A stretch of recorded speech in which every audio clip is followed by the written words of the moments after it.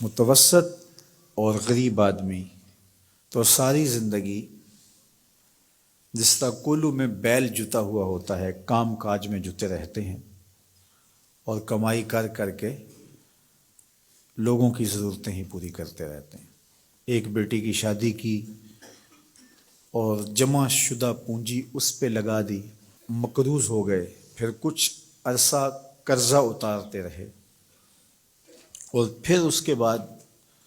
بیٹی کی شادی کی تیاری میں لگ گئے، اور اسی طرح بیٹوں کی شادیاں بھی آسان نہیں رہی۔ اس میں بھی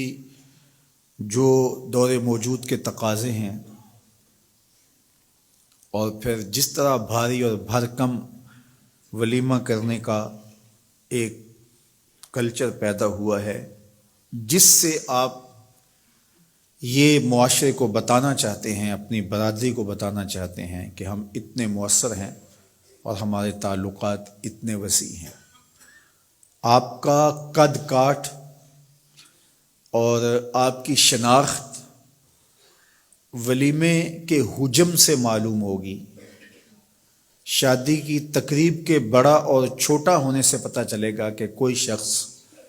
کتنا معاشرے کا باوقار شخص ہے،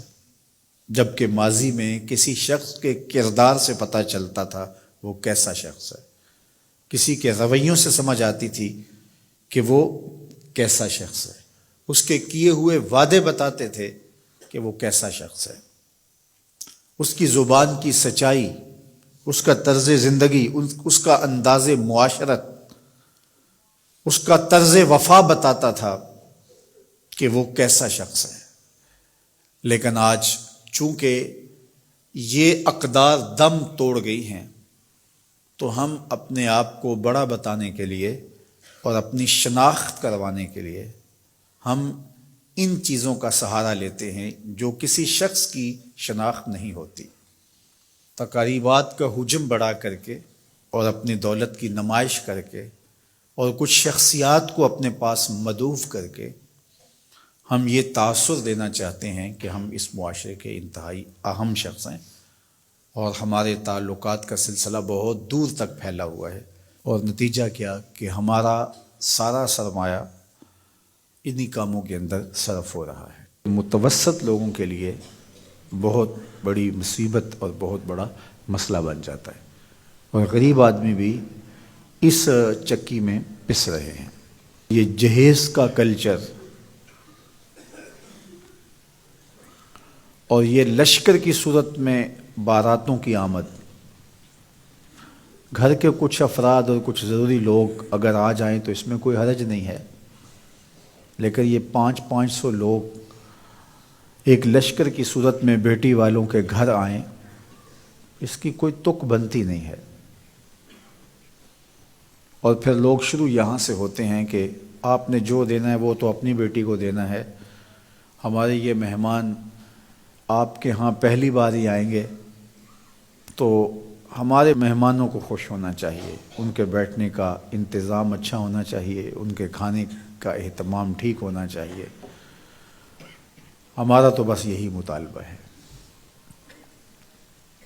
اور پھر وہاں سے راستہ کھلتا ہے اور جہیز کے مطالبات بھی شروع ہو جاتے ہیں۔ بیٹی والوں پہ بوجھ نہیں ڈالنا چاہیے، لیکن بیٹے والوں پہ بھی بوجھ نہیں ہونا چاہیے۔ جب کسی معاشرے میں نکاح مشکل ہو جاتا ہے تو اس معاشرے میں بدکاری پھیلتی ہے، اس لیے نکاح کو آسان بناؤ تاکہ بدکاری کی طرف رغبت اور آسانی نہ ہو۔ ہمیں سادگی کے ساتھ نکاح کرنے کی تلقین کی گئی ہے۔ فرمایا نکاح اعلانیہ کرو اور نکاح کو مسجدوں میں منعقد کرو، اور بہترین نکاح وہی ہے جس پہ اخراجات بہت تھوڑے اور کم آتے ہیں۔